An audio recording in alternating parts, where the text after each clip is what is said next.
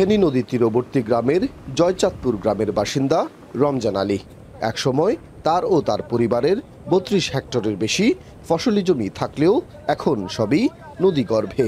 সব হারিয়ে বর্গা খাটছেন অন্যের জমিতে।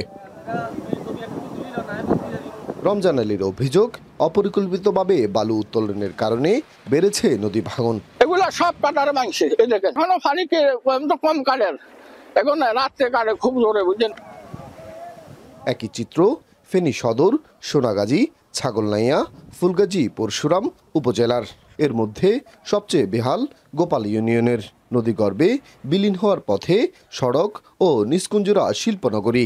স্থানীয়রা জানান, বাধা দিতে গেলে অস্ত্রসহ বিভিন্ন হুমকি দেয় সন্ত্রাসীরা। প্রশাসনের তৎপরতায় মাঝে মাঝে উত্তোলন বন্ধ থাকলেও রাতের আধারে আবারও চলে কার্যক্রম। বাংলাদেশের কারণে অন্তত ৫০,০০০ একর জমিন মাছের প্রকল্প করি আমরা এখান থেকে রাতের আধারে বালু তুলে বালু বিক্রি করে ফেলছেন। এটার কারণে দেখেন আপনার নদীটা কিন্তু ছিল আরো অনেক দূরে, এই নদীটা এখন আর চলে আসছে এখানে। এই নদী ভাঙ্গনে আমাদের ঘর দুয়ার, গরু ছাগল, হাঁস মুরগ সব চলে গেছে। এখন তো যে পরিস্থিতি, এই যে রাস্তাও চলার মতন, রাস্তাও ভাঙি গেলে আমরা বলতে পারল।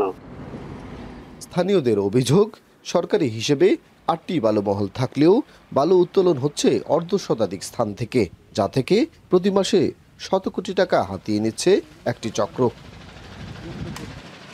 জেলা প্রশাসন বলছে, বালুমহলের কোনোটিতেই বর্তমানে ইজারা নেই। ঝুঁকিপূর্ণ এলাকাগুলোতে লাল পতাকা টাঙিয়ে দেওয়া হয়েছে।